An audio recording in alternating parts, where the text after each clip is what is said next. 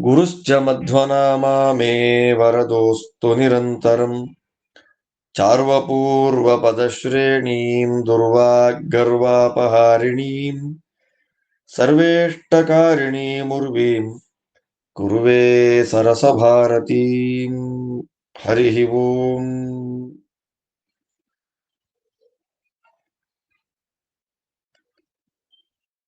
ಮೂರು ಮರುತ್ಪ್ರಿಯ ವಿಲಾಸಗಳು ಮುಗಿತು.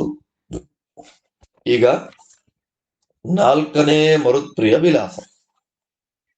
ಈ 4ನೇ ಮರುತ್ಪ್ರಿಯ ವಿಲಾಸದ ಸಬ್ಜೆಕ್ಟ್ ಏನು ಅಂತ ಸಾಮಾನ್ಯವಾಗಿ ಪಾಠ ಪ್ರವಚನಗಳನ್ನ ಕೇಳುವಂತಹ ವ್ಯಕ್ತಿಗಳಿಗೆ ಗೊತ್ತೇ ಇರುತ್ತೆ. ಅಂದ್ರೆ ಸರ್ವ ಸಂಗ್ರಹಾತ್ಮಕವಾಗಿ 5 ಉಪನಿಷತ್ತುಗಳಲ್ಲಿ ನಿರೂಪಣೆ ಮಾಡಿದಂತಹ ವಾಯುದೇವರ ಜೀವೋತ್ತಮತ್ವವನ್ನು ವಾದಿರಾಜ ಸ್ವಾಮಿಗಳವರು ನಮಗಿಲ್ಲಿ ತಿಳಿಸಿಕೊಡ್ತಾರೆ. ಒಂದಾಯ್ತು ನಮಗೆ ಇವಾಗ.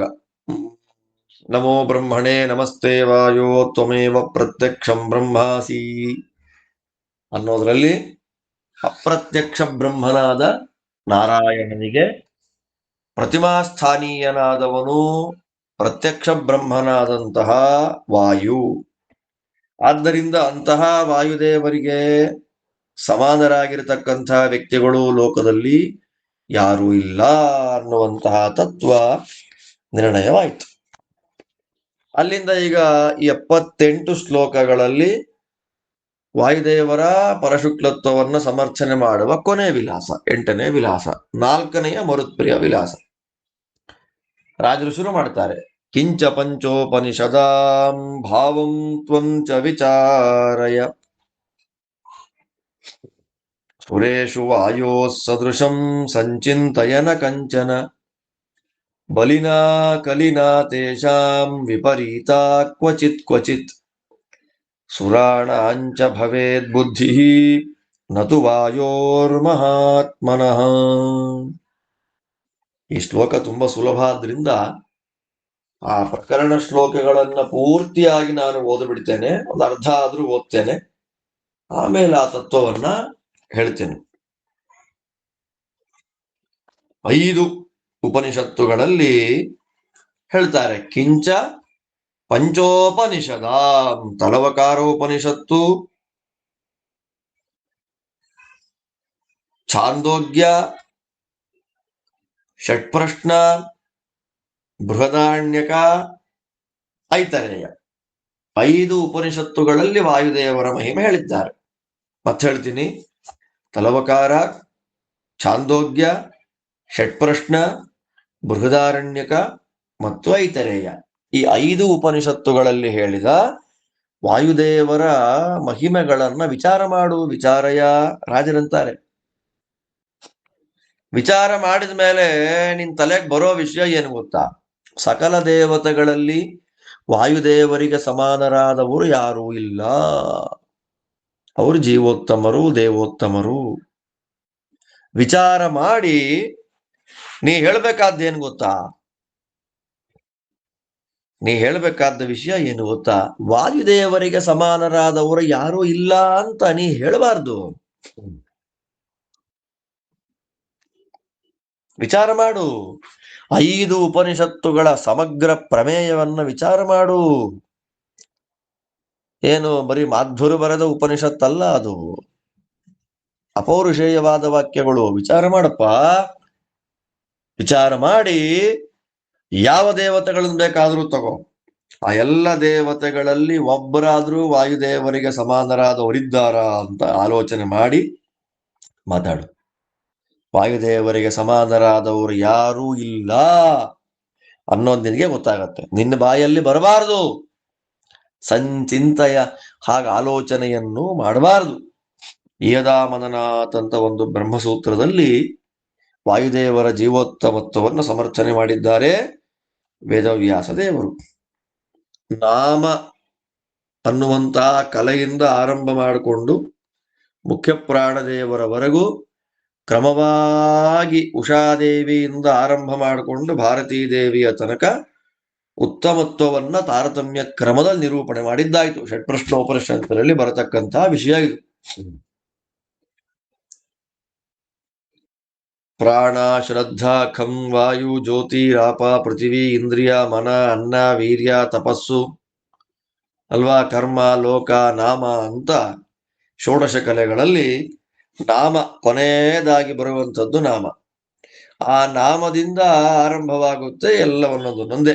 ನಾಮಾಭಿಮಾನಿನಿಯಾದ ಉಷಾದೇವಿಯಿಂದ ಆರಂಭ ಮಾಡಿಕೊಂಡು ಮುಖ್ಯ ಪ್ರಾಣದೇವರ ತನಕ 16 ದೇವತೆಗಳ ತಾರತಮ್ಯವನ್ನು ಹೇಳಿದ್ದಾರೆ.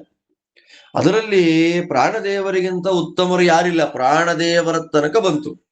ಪ್ರಾಣದೇವರಾದ್ಮೇಲೆ ಯಾರು ಅಂದ್ರೆ ಇಲ್ಲ, ಪ್ರಾಣದೇವರಾದ್ಮೇಲೆ ಯಾರು ಇಲ್ಲ. ಪ್ರಾಣೋವಾ ಸರ್ವೇಭ್ಯೋ ಭೂಯಾನ್ ನಹಿ ಪ್ರಾಣಾದ್ ಭೂಯಾನ್ ಪ್ರಾಣೋ ಹ್ಯೇವ ಭೂಯಾನ್ ತಸ್ಮಾತ್ ಭೂಯಾನ್ ನಾಮ ಅಂತ ಮುಖ್ಯ ಪ್ರಾಣದೇವರಿಗೆ ಭೂಯಾನ್ ಅಂತ ಹೆಸರು. ಯಾಕೆ?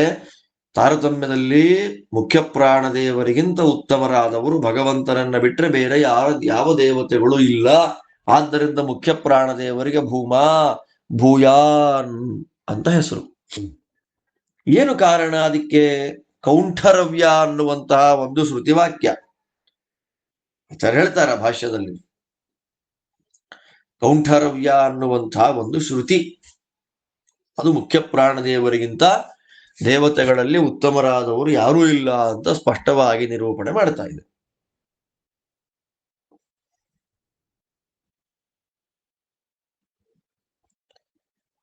ಕಾರಣ ಏನದಕ್ಕೆ ತಿಳಿಸ್ತಾರೆ ರಾಜರು.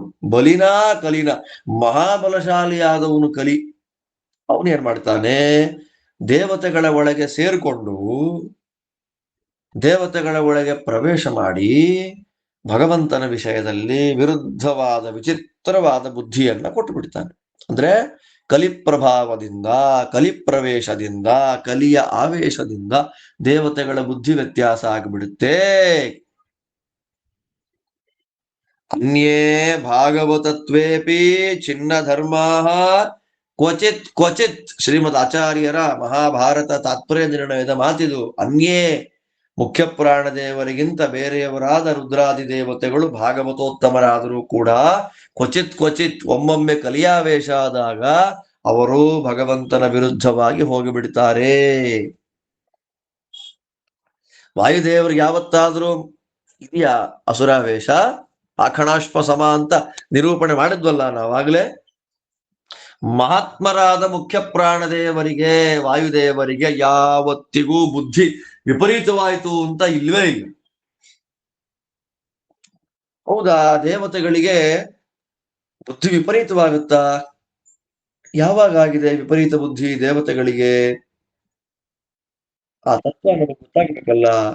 ಅಂದ್ರೆ ಸುಲಭದಲ್ಲಿ ವಾದಿರಾಜರು ಒಂದು ಕಥೆ ಹೇಳ್ತಾರೆ ನಮಗೆ. ತಲವಕಾರೋಪನಿಷತ್ ನಿಮ್ಗೆಲ್ಲ ಗೊತ್ತಿರೋ ಕಥೆನೇ ಇದು. ಶ್ಲೋಕ ಹೇಳಿ ಕಥೆ ಹೇಳಿಬಿಡ್ತೇನೆ.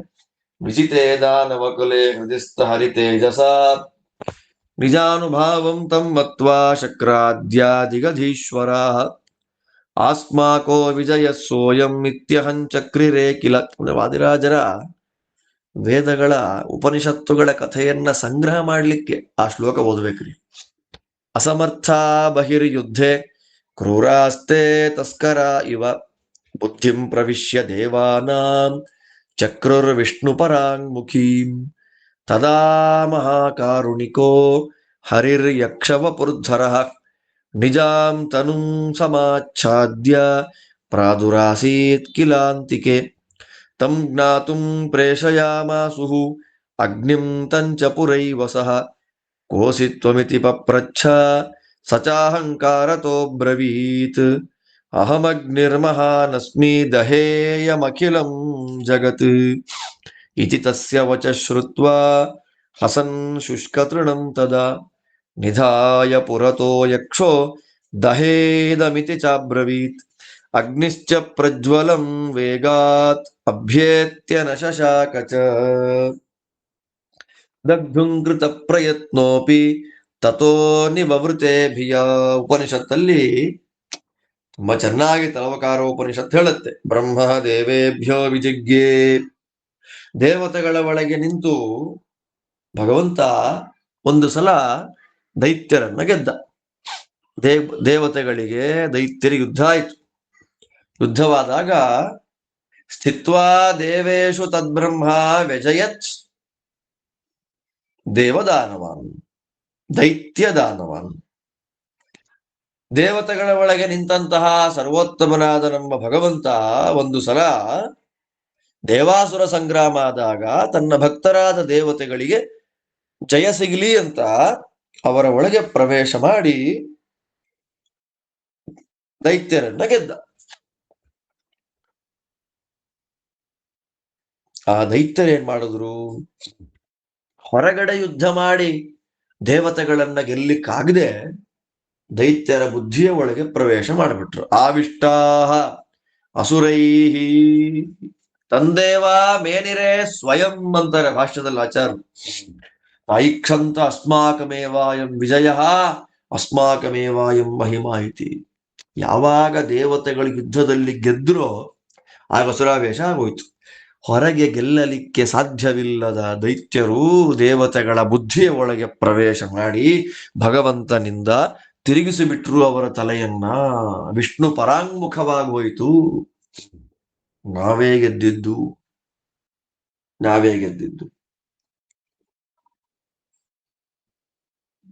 ಭಕ್ತರು ದೇವತೆಗಳ ಭಕ್ತರಲ್ವಾ, ಉದ್ಧಾರ ಮಾಡಬೇಕಲ್ಲ. ಮಹಾಕಾರುಣಿಕ ತದ್ಬೋಧಾಯ ಜನಾರ್ದನ ಯಕ್ಷರೂಪ ಪ್ರಾದುರಭೂತ್ ಉಮಾಶಿವ ಸಮನ್ವಿತ ಬ್ರಹ್ಮಣ ಚಾಪಿ ಸಹಿತ ಏತೇಭ್ಯೋಪಿ ಪರೋಹ್ಯಹಂ ಏತೇಪಿ ಮೇ ಭೃತ್ಯಭೂತಾ ಪಾರಿವಾರ್ಯ ವ್ಯವಸ್ಥಿತಾ ಇತಿ ಜ್ಞಾಪಯಿತುಂ ವಿಷ್ಣು ಸಹತೈರಪ್ಯುಪಾಗತಃ. ಆಗ ಭಗವಂತ ಏನ್ ಮಾಡ್ದ, ತನ್ನ ಭಕ್ತರಿಗೆ ಅಸುರಾವೇಶ ಬಂದಿದೆ, ಅದನ್ನ ಪರಿಹಾರ ಮಾಡಬೇಕಾದ ನನ್ನ ಕರ್ತವ್ಯ ಅಂತ ಸ್ವಾಮಿ ಯಕ್ಷರೂಪದಿಂದ ಬಂದ. ಯಾರ ಜೊತೆಯಲ್ಲಿ? ರುದ್ರದೇವರು, ಪಾರ್ವತೀದೇವಿ, ಬ್ರಹ್ಮದೇವರು ಜೊತೆಯಲ್ಲಿ ಬಂದ. ಇವರೆಲ್ಲ ನನ್ನ ಭೃತ್ಯರು, ನನ್ನ ಪರಿವಾರದವರು. ದೇವತೆಗಳಿಗೆ, ಇಂದ್ರಾದಿಗಳಿಗೆ ಪಾರ್ವತಿ, ರುದ್ರದೇವರು, ಬ್ರಹ್ಮದೇವರ ಬಗ್ಗೆನೇ ತಿಳ್ಕೊಳಕ್ಕಾಗಲ್ಲ, ನನ್ನ ಬಗ್ಗೆ ಇನ್ನೇ ತಿಳ್ಕೊಳ್ತಾರೆ ಪೂರ್ಣವಾಗಿ ಅನ್ನುವ ತತ್ವವನ್ನು ತೋರಿಸಿಕೊಡಬೇಕು ಅಂತ ಸ್ವಾಮಿ ಯಕ್ಷರೂಪದಿಂದ ಬಂದ. ಯಕ್ಷರೂಪದಿಂದ ಬಂದವನೇ ಇವರೆಲ್ಲ ಇಂದ್ರಾದಿಗಳು ನಾವೇ ಗೆದ್ದವರು ಅಂತ ಅಹಂಕಾರದಿಂದ ಬರ್ತಾ ಇದ್ದಾರೆ. ಬಂದು ನಿಂತ ಯಕ್ಷ. ಪರೀಕ್ಷೆ ಮಾಡು ಅಂತ ಅಗ್ನಿಯನ್ನು ಕಳಿಸಿದ್ರು. ಪ್ರಜ್ಞಾನಾರ್ಥಂ ಹುತಾಶಶ್ಚ, ಕಳಿಸಿದ್ರು ಅಗ್ನಿಯನ್ನ. ಅಗ್ನಿ ಹೋಗು ನೀನು ಅಂತ. ಯಕ್ಷ ಕೇಳ್ತಾನೆ, ಯಾರಪ್ಪ ನೀನು? ಅಗ್ನಿ ಅಂತ. ನಾನು ಅಗ್ನಿ. ಅಹಂಕಾರದಿಂದ ಅಂತ ಅಸುರಾವೇಶ ಬಂದ್ರೆ ಎಂಥ ಅಹಂಕಾರ ಬರುತ್ತೆ ಗೊತ್ತಾ? ನಾನು ಮಹಾನ್, ನಾನು ದೊಡ್ಡವನ ಅಗ್ನಿ, ಇಡೀ ಪ್ರಪಂಚವನ್ನೇ ಸುಟ್ಟಾಕುವಂತಹ ಸಾಮರ್ಥ್ಯ ನನಗಿದೆ ಅಂದ ಅಗ್ನಿ. ಯಕ್ಷ ನಗುತ್ತಾ ಶುಷ್ಕವಾದ ಒಂದು ಒಣಗಿ ಹೋದ ಹುಲ್ಲಿನ ಕಡ್ಡಿಯನ್ನ ಇಟ್ಟ ಎದುರಿಗೆ, ಸುಟ್ಟಾಕ್ ನೋಡೋಣ ಇದನ್ನ ಅಂತ. ಮಹಾಪ್ರಯತ್ನ ಪಡ್ತಾನ ಅಗ್ನಿ, ಸುಡ್ಲಿಕ್ಕೆ ಆಗ್ಲಿಲ್ಲ. ಭಯ ಆಯ್ತು ಅವನಿಗೆ. ಭಯವಾಗಿ ವಾಪಸ್ಸೇ ಬಂದ್ಬಿಟ್ಟ. ಇದೇನಾಯ್ತು? ಕೋಣವಾಯುಂ ತಥೋ ದೇವಾಸ್ತುಮ್ಯಾಹೀತ್ಯವದನ್ ಕಿಲ ತಂಪಪ್ರಚ್ಛ ಯಕ್ಷೋಸೌ ತಂಚಪ್ಪ ಯಕ್ಷೋಸೌ ಕಾ ಶಕ್ತಿಸ್ತ್ವಯಿ ವರ್ತತೆ ತದಾ ವಾಯುರಹಂಕಾರಾತ್ ಚಾಲಯೇಯಂ ಗಿರೀನಿತಿ ಉವಾಚ ಕಿಲ ತಸ್ಯಾಗ್ರೇಪ್ಯಾಧಾಯ ತೃಣಮೇವ ತತ್ ಚಾಲಯೇದಮಿತಿ ಪ್ರೋಕ್ತೋ ವೇಗಾದಾವೃತ್ಯ ಸರ್ವತಃ ವಾಯುಃ ಪ್ರಯತಮಾನೋಪಿ ನಾಶಕ್ನೋತ್ ತಸ್ಯ ಚಾಲನೆ ಸೋಪ್ಯಗ್ನಿವಲ್ಲಜ್ಜಿತಃ ಸನ್ ತತೋ ನಿವವೃತೆ ಕಿಲ. ಇವನ್ನ ಅಗ್ನಿ ನಾಚಿಕೆಯಿಂದ ಸೋತು ಓಡ ಬಂದ. ಆ ಯಕ್ಷ ಯಾರು ಅಂತ ತಿಳ್ಕೊಳ್ಳಿಕ್ಕಾಗದೆ ನಾಸಿಕ್ಯವಾಯು ಕೋಣವಾಯುವನ್ನ ಕಳಿಸಿದ್ರು. ಹೋಗಿ ಕೇಳು ಅಂತ. ಅವನು ಬರ್ತಾನೆ. ಯಕ್ಷ ಕೇಳ್ದ, ಯಾರ್ ನೀನು ಅಂತ. ಕೋಸೀತಿ ವಾಯುರ್ವಾಹಮಸ್ಮಿ ಅಂತ. ಈ ಪ್ರಪಂಚವನ್ನೇ ಅಲ್ಲಾಡಿಸ್ಬಿಡೋ ಸಾಮರ್ಥ್ಯ ನನಗಿದೆ, ಬೆಟ್ಟ ಗುಡ್ಡಗಳನ್ನೇ ಕಿತ್ತು ಬಿಸಾಕ್ಬಿಡ್ತೇನೆ ನಾನು ಅಂದ. ಯಕ್ಷ ಅಂದ, ತಗೊಳಪ್ಪ ಈ ಹುಲ್ಲು ಕಡ್ಡಿಯನ್ನು ಹಾರಿಸು ಮೇಲೆ, ಅದು ಒಣಗೋಗಿದೆ, ಹಾರಿಸು ಮೇಲೆ ಅಂದ. ಮಹಾ ಪ್ರಯತ್ನ ಪಡ್ತಾನೆ ನಾಸಿಕ್ಯವಾಯು ಕೋಣವಾಯು, ಚಾನ್ಸೇ ಇಲ್ಲ. ಅಲ್ಲಾಡಿಸ್ಲಿಕ್ಕಾಗ್ಲಿಲ್ಲ. ಅವನಿಗೂ ನಾಚಿಕೆ ಆಯ್ತು, ಭಯ ಆಯ್ತು. ಹೇಗೆ ಅಗ್ನಿ ಓಡ್ ಬಂದ್ಬಿಟ್ಟ, ಹಾಗೆ ಇವನು ಓಡ್ ಬಂದ್ಬಿಟ್ಟ, ತಡ್ಕೊಳ್ಲಿಕ್ಕಾಗದೆ, ಅವಮಾನ. ಅವಾಗ ಏನ್ ಮಾಡ್ತಾರೆ, ಇಂದ್ರದೇವರು ಹೇಳ್ತಾರೆ, ಇಂದ್ರ ನೀ ಹೋಗು ಅಂತ. ತತಸ್ಸರ್ವೇ ಸುರಾ ಶಕ್ರಂ ಯಾಹೀತ್ಯೂಚುಸ್ತದಂತಿಕಂ ತಸ್ಯಾಗಮನತಃ ಪೂರ್ವಂ ಕುಶಲೋಸೌ ವಿಚಾರಯೇತ್ ಮಾಮೇ ವಚನಮತ್ತೋಯಂ ಶ್ರೋತುಂ ಯೋಗ್ಯೋ ಮದಾಂದಧೀಃ ಇತಿ ಮತ್ವಾ ಸ ಯಕ್ಷೋಪಿ ಸಾಕ್ಷಾಚ್ಚಕ್ರಸ್ಯ ಮಾತರಂ ಗುರುಂಚ ಪಾರ್ವತೀಂ ತತ್ರ ನಿಧಾಯ ಅಂತರ್ದಧೇ ಕಿಲ. ಹಾಗೆಲ್ಲ ಇಂದ್ರದೇವರು ಹೇಳ್ತಾರೆ, ಇಂದ್ರ ನೀ ಹೋಗಪ್ಪ, ಆ ಯಕ್ಷ ಯಾರು ಅಂತ ಕೇಳು. ಅಗ್ನಿ ಸೋತ, ವಾಯು ಸೋತ, ನೀನೇ ಸಮರ್ಥ ಅಂತ ಎಲ್ಲ ಇಂದ್ರದೇವರನ್ನು ಕಳಿಸಿದಾಗ ಆಲೋಚನೆ ಮಾಡಿದ ಭಗವಂತ, ಓ ಇಂದ್ರ ಬಂದ್ರೆ ಪ್ರಶ್ನೆ ಮಾಡ್ತಾನೆ ನನ್ನನ್ನ, ಅಧಿಕ ಬುದ್ಧಿ ಇದೆ ಅವನಿಗೆ, ಪ್ರಶ್ನೆ ಮಾಡಿಬಿಡ್ತಾನೆ. ಯಾಕೆ ಪ್ರಶ್ನೆ ಮಾಡಿದ್ರೆ ಉತ್ತರ ಕೊಡ್ಲಿಕ್ಕೆ ಏನು ಅವನಿಗೆ? ನನ್ನಿಂದ ತತ್ವಶ್ರವಣ ಮಾಡುವಂತಹ ಯೋಗ್ಯತೆ ಇಂದ್ರದೇವರದ್ದಲ್ಲ. ಅಧಿಕ ಬುದ್ಧಿ ಅಗ್ನಿ ಕೋಣವಾಯುಗಳಿಗಿಂತ ತಾರತಮ್ಯದಲ್ಲಿ ಉತ್ತಮನಾದ್ದರಿಂದ ಇಂದ್ರದೇವರಿಗೆ ಪ್ರಶ್ನೆ ಮಾಡ್ತಾರೆ. ನೀ ಯಾರಯ್ಯ ಅಂತ ನೋಡಿ, ಅಗ್ನಿ ನೀನ್ ಯಾರು ಅಂತ ಪ್ರಶ್ನೆ ಮಾಡಲಿಲ್ಲ, ಈ ಕೋಣವಾಯು ನೀನ್ ಯಾರು ಅಂತ ಪ್ರಶ್ನೆ ಮಾಡಲಿಲ್ಲ. ಪ್ರಶ್ನೆ ಇಂದ್ರ ಕುಶಲ, ತಾರತಮ್ಯದಲ್ಲಿ ದೊಡ್ಡ ಸ್ಥಾನದಲ್ಲಿದ್ದಾನೆ, ಪ್ರಶ್ನೆ ಮಾಡಿಬಿಡ್ತಾನೆ ಅಂತ ದೇವ್ರು ಏನ್ ಮಾಡ್ದ, ಆಲೋಚನೆ ಮಾಡ್ದ. ಮತ್ತ ಶಿವಾದ್ ಬ್ರಹ್ಮಣಶ್ಚ ಶ್ರೋತುಂ ನೈವಾಪಿ ಶಕ್ತಿಮಾನ್ ಇತಿ ಜ್ಞಾಪಯಿತುಂ ತತ್ರ ನಾದೃಶ್ಯತ ಸ ಕೇಶವಃ ಯಶೈವ ಜ್ಞಾನದಾನೇತೆ ಯೋಗ್ಯ ಉಮಾ ಇತಿ ವ್ಯದರ್ಶಯತ್. ಇದೆಲ್ಲ ತಲೋಕಾರ ಭಾಷ್ಯದ ವಾಕ್ಯನ ಹೇಳ್ತಾ ಇರೋದು. ಅಧಿಕ ಬುದ್ಧಿಯಿಂದ ಇಂದ್ರ ಪ್ರಶ್ನೆ ಮಾಡಿಬಿಡ್ತಾನೆ ಅಂತ ಭಗವಂತ ಏನ್ ಮಾಡ್ತಾನೆ, ನನ್ನಿಂದ, ರುದ್ರದೇವರಿಂದ, ಬ್ರಹ್ಮದೇವರಿಂದ ತತ್ವಶ್ರವಣ ಮಾಡುವ ಯೋಗ್ಯತಾ ಇಂದ್ರದೇವರದ್ದಲ್ಲ. ಆದ್ದರಿಂದ ಅವರು ಪಾರ್ವತೀ ದೇವಿಯಲ್ಲೇ ತತ್ವಶ್ರವಣ ಮಾಡಲಿ ಅಂತ ಹೇಳಿ ಪಾರ್ವತೀ ದೇವಿಯನ್ನಲ್ಲಿ ತೋರಿಸಿ, ಯಾಕೆ ಜೊತೆಲೇ ಕರ್ಕೊಂಡು ಬಂದಿದ್ನಲ್ಲ, ಅಲ್ಲೇ ಪಾರ್ವತಿ ನಿಟ್ಟ, ಯಕ್ಷ ಅಂತರ್ಧಾನನಾಗಿ ಹೊರಟು ಹೋದ. ಆಗ ಪಾರ್ವತಿ ಏನ್ ಮಾಡ್ತಾಳೆ, ಮಾತಾ ಸಾ ಪಂಕಿಲಂ ಪುತ್ರಂ ಇವ ವಿದ್ರಾವ್ಯ ತನ್ಮದಂ ಸಾಕ್ಷಾತ್ ಸ್ವಶಿಷ್ಯಸ್ಯೇಂದ್ರಸ್ಯ ವಿಜ್ಞಾನಂ ದಾತುಮರ್ಹತಿ ಇತ್ಯುಮಾಂ ತತ್ರ ಸಂಸ್ಥಾಪ್ಯ ಯಕ್ಷೋ ಅಲಕ್ಷ್ಯೋಭವತ್ ಕಿಲ ಸಾ ಚ ಯೂಯಂ ಹೃದಿಸ್ಥಸ್ಯ ಹರೇರಸುರವೈರಿಣಃ ತೇಜಸೈವಾಸುರಾನ್ ಸರ್ವಾನ್ ಯುದ್ಧೇ ಜಯತ ದುರ್ಜಯನ್ ನತು ಸ್ವಶಕ್ತ್ಯಾ ಯಚ್ಛಕ್ರ ಹರಿಣೋಪೇಕ್ಷಿತೆ ಸತಿ ತೃಣಚಾಲನ ಶಕ್ತಿಶ್ಚ ಯತೋ ನಾಸೀದ್ದಿಗೀಶಯೋಃ ಅತೋ ಯೂಯಮಹಂಕಾರಂ ತ್ಯಕ್ತ್ವಾ ಭಜತ ತಂ ಪ್ರಭುಂ ಇತ್ಯುಕ್ತ್ವಾ ಪಾರ್ವತೀ ಸಾ ಚ ತತ್ರೈವಾಂತರ್ದಧೇ ಕಿಲ. ಬರ್ತಾಳೆ ಪಾರ್ವತಿ, ಉಮಾ ಸಾ ಸಂಯಗಾಚಷ್ಟ ತಸ್ಮೈ ವಿಷ್ಣುಂ ಪರಂ ಪದಂ ಅಂತಾರೆ ಭಾಷ್ಯದಲ್ಲಿ ಆಚಾರ್ಯ. ಮಕ್ಕಳಿಗೆ ಕೆಸರಾಗಿದ್ದಾಗ, ಮಕ್ಕಳಿಗೆ ಕೊಳೆ ಮೆತ್ತುಕೊಂಡಾಗ ತಾಯಿ ಹೇಗೆ ಮಕ್ಕಳಿಗೆ ಸ್ನಾನ ಮಾಡಿಸಿ ಮೈಗಂಟಿದ ಕೊಳೆಯನ್ನೆಲ್ಲ ತೆಗೆದು ಶುದ್ಧರನ್ನಾಗಿ ಮಾಡ್ತಾಳೆ, ಮಕ್ಕಳನ್ನ ಕ್ಲೀನ್ ಮಾಡ್ತಾಳೆ, ಹಾಗೆ ಮದ ಅಸುರಾವೇಶದಿಂದ ಇಂದ್ರಾದಿಗಳಿಗೆ ಮದ ಅನ್ನೋದು ಬಂದಾಗ ಸಾಕ್ಷಾತ್ ಶಿಷ್ಯನಾದ. ಯಶೈವ ಜ್ಞಾನದಾನೇತೆ, ಇಂದ್ರದೇವರಿಗೆ ಸಾಕ್ಷಾತ್ ಗುರು ಪಾರ್ವತೀ ದೇವಿ ಬಂದವಳು. ತನ್ನ ಸಾಕ್ಷಾತ್ ಶಿಷ್ಯನಾದಂತಹ ಇಂದ್ರನಿಗೆ ಭಗವಂತನ ವಿಷಯದಲ್ಲಿ ತತ್ವಜ್ಞಾನವನ್ನ ಕೊಡ್ಲಿಕ್ಕೆ ಯೋಗ್ಯಳು ಪಾರ್ವತಿ, ಉಮಾದೇವಿ ಮಾತ್ರ ಅನ್ನೋದನ್ನ ತೋರಿಸಿಕೊಡ್ಲಿಕ್ಕಾಗಿ ಪಾರ್ವತೀ ದೇವಿಯನ್ನ ಅಲ್ಲಿ ಇಟ್ಟು ಯಕ್ಷರೂಪಿ ಭಗವಂತ ಹೊರಟೋದ.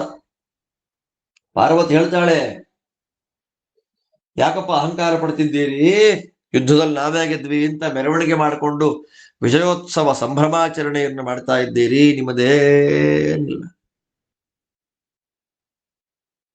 ಅಸುರವೈರಿಣಃ, ಅಸುರಾರಿಯಾದಂತಹ ನಿಮ್ಮ ಹೃದಯ ಕಮಲದಲ್ಲಿ ಸನ್ನಿಹಿತನಾದ ಭಗವಂತನ ಅನುಗ್ರಹದಿಂದಲೇ ನೀವು ಯುದ್ಧದಲ್ಲಿ ದೈತ್ಯರನ್ನ ಗೆದ್ದಿದ್ದು. ಇಲ್ಲ ಅಂದಿದ್ರೆ ಬ್ರಹ್ಮಾದಿ ದೇವತೆಗಳ ವರದಿಂದ ದರ್ಪಿತರಾದಂತಹ ಆ ದೈತ್ಯರನ್ನ ಗೆಲ್ಲಕ್ಕೆ ನಿಮಗೆಲ್ಲಿದೆ ಶಕ್ತಿ? ಇಂದ್ರ, ನಿಮ್ಮ ಸ್ವಂತ ಶಕ್ತಿಯಿಂದ ನೀವು ದೈತ್ಯರನ್ನ ಗೆದ್ದಿದ್ದಲ್ಲಪ್ಪ, ಹೃದಯದಲ್ಲಿರುವ ಭಗವಂತನ ತೇಜಸ್ಸಿನಿಂದ, ಸನ್ನಿಧಾನದಿಂದ. ಹರಿ ನಿಮ್ಮನ್ನ ಉಪೇಕ್ಷೆ ಮಾಡಿದ್ದಕ್ಕೆ, ನಿಮ್ಮಿಂದ ಶ್ರೀಹರಿ ವಿಮುಖನಾಗಿದ್ದಕ್ಕೆ ಒಂದು ತೃಣವನ್ನು ಅಲ್ಲಾಡಿಸುವ ಶಕ್ತಿ ನಿಮಗೆ ಬರಲಿಲ್ಲ. ದಿಗೀಶರಿಗೆ ಅಗ್ನಿಗಾಗಲಿಲ್ಲ. ಪ್ರಪಂಚವನ್ನೇ ಸುಡುವ ಸಾಮರ್ಥ್ಯವುಳ್ಳ ಅಗ್ನಿ, ಪ್ರಪಂಚವನ್ನೇ ಹಾರಿಸುವ ಸಾಮರ್ಥ್ಯವುಳ್ಳ ಕೋಣವಾಯು, ನಾಸಿಕ್ಯವಾಯು ಏನಾದ್ರೂ ಒಂದು ಒಣಗಿದ ಹುಲ್ಲು ಕಡ್ಡಿಯನ್ನ ಅಲ್ಲಾಡಿಸ್ಲಿಕ್ಕಾಗಲಿಲ್ಲ. ತಿಳ್ಕೊಳ್ಳಿ ತತ್ವವನ್ನ. ಅಹಂಕಾರ ಬಿಡಿ, ಭಕ್ತಿಯಿಂದ ನಿಮ್ಮ ಅಂತರ್ಯಾಮಿಯಾಗಿ ನಿಮಗೆ ಗೆಲ್ಲುವ ಸಾಮರ್ಥ್ಯವನ್ನ ಕೊಟ್ಟು ರಕ್ಷಣೆ ಮಾಡಿದ ಪ್ರಭುವನ್ನ ಸ್ತೋತ್ರ ಮಾಡಿ, ಅವನದ್ದೇ ಆಸಕ್ತಿ ಅಂತ ಹೇಳಿ ಶ್ರೀಹರಿಯ ತತ್ವವನ್ನ ಮನದಟ್ಟು ಮಾಡಿಸಿ ದೇವತೆಗಳಿಗಿದ್ದ ಅಸುರಾವೇಶವನ್ನ ಕಳೆದು, ಮುಖ್ಯವಾಗಿ ಇಂದ್ರದೇವರಿಗಿದ್ದ ಅಸುರಾವೇಶವನ್ನ ಕಳೆದು ಪಾರ್ವತೀ ದೇವಿ ಅಲ್ಲೇ ಅಂತರ್ಧಾನಳಾಗಿ ಹೊರಟೋದ್ಲು. ಪಾರ್ವತೀ ದೇವಿ ಹೋದ ಮೇಲೆ ಶಮಯ ಶಕ್ರೋಪ್ಯಾಗತ್ಯ ದೇವಾನಾಂ ಉಕ್ತ್ವಾ ಬೋಧಮುಮೋದಿತಂ ಶಮಯಾಮಾಸ ದೇವಾನಾಂ ಅಹಂಕಾರಂ ಮಹಾಮತಿ ತದಾ ಬ್ರಹ್ಮಾ ಚ ವಾಯುಶ್ಚ ಶಾಂತೌ ಹರಿಸಮೀಪಗೌ ಅಸುರಾಪಾದಿತಮದಾತ್ ಬಹಿರ್ಭೂತೌ ಕಿಲ ಪ್ರಭು ಏವಂ ಚಾಸುರತೋ ಬಾಧಃ ಕಥಂ ಸ್ಯಾದನಯೋರ್ವದ ರುದ್ರೋ ಬಹಿಸ್ಥರೂಪೇಣೈವಾಜಿತೋಪ್ಯಸುರೌಜಸ ಸುರಾಣಾಂ ಮೃದ್ಗರೂಪೇಣ ತ್ವಾಸೀತ್ ದೈತ್ಯ ಪರಾಜಿತಃ ಇತ್ತಂ ಸರ್ವೋತ್ತಮೋ ವಿಷ್ಣುರ್ದುರಹಂಕಾರಿಣಃ ಸುರಾನ್. ಅಲ್ಲಿ ಇನ್ನೊಂದು ಪಾಠಾಂತರ ಇದೆ. ಇತ್ತಂ ಸರ್ವೇಶ್ವರೋ ವಿಷ್ಣು ದುರಹಂಕಾರಿಣಃ ಸುರಾನ್ ತೃಣೇನೈವ ತೃಣೀಕೃತ್ಯ ಚಕ್ರೇ ಭಗ್ನ ಮನೋರಥಾನ್ ಉಮಾಮುಖೇನ ಸತ್ತತ್ವಂ ಪ್ರಬೋಧ್ಯ ವಿಬುಧರ್ಷಭಾನ್ ಸ್ಪಷ್ಟಂ ಅಖಂಡ ಯದ್ಗರ್ವಮೇಷಾಂ ಇತ್ಯಾಹೋಪನಿಷಚ್ಛುಭಾ ಸ್ಪಷ್ಟಂ ತಲವಕಾರಾಖ್ಯ ತಸ್ಮಾತ್ ಸರ್ವಸುರಾ ಅಪಿ ಮುಖ್ಯ ಪ್ರಾಣಸ್ಯ ನ ಸಮಾಃ ಕಥಂ ತತ್ ಸ್ವಾಮಿನೋ ಹರೇಃ ಸಮಾಸ್ಯುರುತ್ತಮತ್ವಂತೋ ದೂರಾಪಾಸ್ತಂ ದಿವೌಕಸಾಂ ಬಹಿರ್ಜಯಸ್ತು ಕೃಷ್ಣಸ್ಯ ಯೇಷಾಮಾಭೂದ್ರಣಾಂಗಣೆ ಅಂತಸ್ತ್ವಸುರ ಸಂಘೇನ ತೇಪಿ ದೇವಾಃ ಪರಾಜಿತಾಃ ತಸ್ಮಾದಸುರ ಸಂಘಸ್ಯ ವಿಜಯೇ ಕ್ವಜಯೈಷಿಣಾಂ ಅಪಿ ಶಕ್ತಿರ್ಮುಖ್ಯವಾಯೋರಿತರೇಷಾಂ ದಿವೌಕಸಾಂ. ಎಂಥ ಮಾತು ಹೇಳ್ತಾರೆ ರಾಜರು. ಏನಾಯ್ತು ಇವಾಗ? ಪಾರ್ವತೀ ದೇವಿ ಇಂದ್ರದೇವರಿಗೆ ಉಪದೇಶ ಮಾಡಿ ಅವರನ್ನ ಕಳಿಸಿದ ಮೇಲೆ ಅಹಂಕಾರವನ್ನ ಕಳೆದುಕೊಂಡು ಅಸುರಾವೇಶವನ್ನ ಕಳೆದುಕೊಂಡಂತಹ ಇಂದ್ರದೇವರು ಎಲ್ಲ ದೇವತೆಗಳ ಹತ್ತಿರ ಬರ್ತಾರೆ. ಎಲ್ಲ ದೇವತೆಗಳ ಹತ್ತಿರಕ್ಕೆ ಬಂದು ಪಾರ್ವತೀ ದೇವಿ ಹೇಳಿದ ತತ್ವವನ್ನ ದೇವತೆಗಳಿಗೆ ಉಪದೇಶ ಮಾಡ್ತಾರೆ. ಯುದ್ಧದಲ್ಲಿ ಗೆದ್ದಿದ್ದು ನಾವಲ್ಲಪ್ಪ, ನಮ್ಮ ಅಂತರ್ಯಾಮಿಯಾದ ಶ್ರೀಹರಿ. ಮಹಾಮತಿಗಳು, ಮಹಾಜ್ಞಾನಿಗಳಾದ ಇಂದ್ರದೇವರಿಂದ ಉಪದೇಶವನ್ನ ಪಡೆದ ದೇವತೆಗಳು ತಮ್ಮ ಅಹಂಕಾರ ಅಸುರಾವೇಶವನ್ನ ಬಿಟ್ರು. ಈ ಸಂದರ್ಭದಲ್ಲೇ ಬ್ರಹ್ಮದೇವರಿದ್ದಾರೆ, ವಾಯುದೇವರಿದ್ದಾರೆ. ಅಸುರಾವೇಶ ಆಯ್ತಾ ಅವ್ರಿಗೆ? ರುದ್ರಾದಿ ದೇವತೆಗಳ ಮನಸ್ಸಿನ ಒಳಗೆ ಅಸುರರು ಪ್ರವೇಶ ಮಾಡಿದ ಹಾಗೆ ಬ್ರಹ್ಮದೇವರ ವಾಯುದೇವರ ಒಳಗೆ ಪ್ರವೇಶ ಮಾಡ್ಲಿಕ್ಕಾಯ್ತಾ? ಶ್ರೀಹರಿಯ ಹತ್ತಿರದಲ್ಲೇ ಹರಿ ಸಮೀಪಗೌ ಭಗವಂತನಿಗೆ ಅತ್ಯಂತ ಪ್ರೀತಿ ಪಾತ್ರರು, ಭಗವಂತನ ಪೂರ್ಣ ಅನುಗ್ರಹಕ್ಕೆ ಪಾತ್ರರಾದಂತಹ ಬ್ರಹ್ಮವಾಯುಗಳಲ್ಲಿ ಅಸುರಾವೇಶ ಅನ್ನೋದು ಆಗತ್ತಾ? ಅಸುರಾವೇಶ ದೂರರು ಬ್ರಹ್ಮವಾಯುಗಳು. ಅಸುರರಿಂದ ಯಾವ ತೊಂದರೆಯೂ ಬ್ರಹ್ಮವಾಯುಗಳಿಗಿಲ್ಲ. ಅಲ್ಲ ರೀ, ಇಲ್ಲಿ ಇಂದ್ರದೇವರಿಂದ ಬಂತಲ್ಲ, ರುದ್ರದೇವರಿಗೆ ಅಸುರಾವೇಶ ಇದೆ ಅಂತ ಇಲ್ಲೆಲ್ಲಿ ಬಂದಿದೆ? ಅದಕ್ಕೆ ಹೇಳ್ತಾರೆ, ರುದ್ರದೇವರಿಗೆ ಒಟ್ಟು 2 ರೂಪ ಇದೆ, ಬಹಿರ್ರೂಪ ಅಂತರ್ರೂಪ ಅಂತ. ಹೊರಗಡೆಯ ರೂಪದಿಂದ ದೈತ್ಯರನ್ನ ಗೆಲ್ಲುವ ಸಾಮರ್ಥ್ಯ ರುದ್ರದೇವರಿಗಿದ್ರೂ ಕೂಡ ಮನೋಭಿಮಾನಿ ರೂಪದಿಂದ ಅವರಿಗೆ ದೈತ್ಯರನ್ನ ಗೆಲ್ಲಿಕ್ಕಾಗಲಿಲ್ಲ. ಬಹಿಸ್ಥ ರೂಪದಿಂದ, ಹೊರಗಡೆ ಇರುವ ರೂಪದಿಂದ ಪಿನಾಕ ಆಜಗವ ಅನ್ನುವ ಧನುಸ್ಸನ್ನ ತಗೊಂಡು ದೈತ್ಯರನ್ನ ಸಂಹಾರ ಮಾಡುವ ಸಾಮರ್ಥ್ಯ ನಮ್ಮ ರುದ್ರದೇವರಿಗಿದ್ರೂ ಕೂಡ ಮನೋಭಿಮಾನಿಗಳಾದ ರೂಪದಿಂದ ದೈತ್ಯರನ್ನ ಗೆಲ್ಲುವ ಸಾಮರ್ಥ್ಯ ಅವರಿಗಿಲ್ಲ. ಆದ್ದರಿಂದಲೇ ಮನಸ್ಸಿನ ಒಳಗೆ ಪ್ರವೇಶ ಮಾಡಿ ದೇವತೆಗಳ ಬುದ್ಧಿಯನ್ನ ಹಾಳು ಮಾಡಿಬಿಟ್ರು. ದೇವತೆಗಳ ಮನಸ್ಸನ್ನ ಪ್ರವೇಶ ದೈತ್ಯರು ಮಾಡುವಾಗ ಅವರನ್ನ ತಡೆಯುವ ಸಾಮರ್ಥ್ಯ, ದೇವತೆಗಳ ಬುದ್ಧಿಯನ್ನ ಹಾಳು ಮಾಡುವ, ದೈತ್ಯರನ್ನ ಸೋಲಿಸುವ ಸಾಮರ್ಥ್ಯ ಶಿವನಿಗೆಲ್ಲೋಗಿತ್ತವಾಗ? ಮನೋಭಿಮಾನಿಗಳಾದ ಮಹಾರುದ್ರ ದೇವರನ್ನ ಸೋಲಿಸಿ ದೈತ್ಯರು ದೇವತೆಗಳ ಬುದ್ಧಿಯನ್ನ ಮನಸ್ಸನ್ನ ಹಾಳು ಮಾಡಿಬಿಟ್ರು. ನೋಡಿ, ದೇವರ ಸರ್ವೇಶ್ವರನಾದ ನಮ್ಮ ನಾರಾಯಣನ ಬಲ ನೋಡಿ. ಒಂದು ತೃಣದಿಂದಲೇ, ಒಂದು ಒಣಗಿದ ಹುಲ್ಲು ಕಡ್ಡಿಯಿಂದಲೇ ಎಲ್ಲ ದೇವತೆಗಳನ್ನ ತೃಣಪ್ರಾಯರನ್ನಾಗಿ ಮಾಡಿಬಿಟ್ಟ.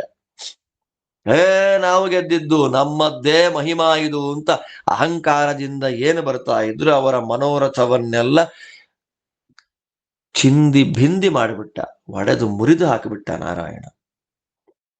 ಕೊನೆಗೆ ದೇವೋತ್ತಮರಾದ ಆ ಇಂದ್ರಾದಿಗಳಿಗೆ ಉಮಾದೇವಿಯ ಮೂಲಕ ತತ್ವಜ್ಞಾನವನ್ನ ಕೊಡಿಸ್ತ, ಮತ್ತೆ ಪ್ರಬೋಧ್ಯ ತಿರೋಹಿತವಾದ ಅಪರೋಕ್ಷ ಜ್ಞಾನವನ್ನ ಮತ್ತೆ ಅಭಿವ್ಯಕ್ತಗೊಳಿಸಿದ. ಪಾರ್ವತಿ ಉಪದೇಶ ಮಾಡ್ತಾಳೆ.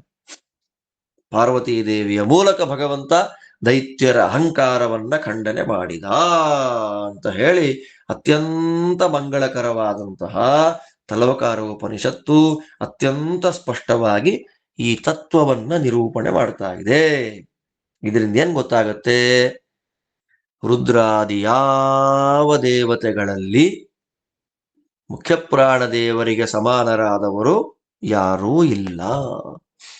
ಮುಖ್ಯಪ್ರಾಣ ದೇವರಿಗೆ ಸಮಾನರಾದವರಿಲ್ಲ ಅಂದಮೇಲೆ ಅಂಥ ಮುಖ್ಯಪ್ರಾಣ ದೇವರಿಗೆ ತತ್ಸ್ವಾಮಿನೋ ಹರೇ, ಮುಖ್ಯಪ್ರಾಣ ದೇವರ ಸ್ವಾಮಿಯಾದ ಭಗವಂತನಿಗೆ ಯಾವ ರುದ್ರಾದಿ ದೇವತೆಗಳು ಸಮರಿದ್ದಾರ್ರಿ? ಎಂಥ ತತ್ವ ನೋಡಿ. ದೇವರ ಪೂರ್ಣ ಅನುಗ್ರಹದಿಂದ ಕೃಷ್ಣಸ್ಯ ಹೊರಗಡೆಯ ಯುದ್ಧದಲ್ಲಿ, ಯುದ್ಧ ಭೂಮಿಯಲ್ಲಿ ನಡೆದ ದೇವಾಸುರ ಸಂಗ್ರಾಮದಲ್ಲಿ ಕೃಷ್ಣ ಅಂತರ್ಯಾಮಿಯಾದ ಭಗವಂತನ ಅನುಗ್ರಹದಿಂದ ದೇವತೆಗಳು ಗೆದ್ರೂ ಕೂಡ ಅಂತಃಕರಣದಲ್ಲಿ ಒಳಗಡೆ ಅಸುರಾವೇಶ ಬರದೇ ಇರುವಂತೆ ದೈತ್ಯರನ್ನ ಸೋಲಿಸಲಿಕ್ಕಾಗಲಿಲ್ಲ. ವಾಯುದೇವರನ್ನ ಬಿಟ್ರೆ, ಮುಖ್ಯ ಪ್ರಾಣದೇವರನ್ನ ಬಿಟ್ಟರೆ ಕಲ್ಯಾದಿ ದೈತ್ಯರನ್ನ ಗೆಲ್ಲುವ ಸಾಮರ್ಥ್ಯ ಯಾವ ದೇವತೆಗಳಿಗೂ ಇಲ್ಲ. ವಾಯುದೇವರ ಭಗವಂತನ ಅನುಗ್ರಹ ಇಲ್ಲ ಅಂದ್ರೆ ಇಂದ್ರಾದಿ ರುದ್ರಾದಿ ಯಾವ ದೇವತೆಗಳಿಗೂ ದೈತ್ಯರನ್ನ ಸೋಲಿಸುವ ಸಾಮರ್ಥ್ಯ ಇಲ್ಲ ಇಲ್ಲ ಇಲ್ಲ.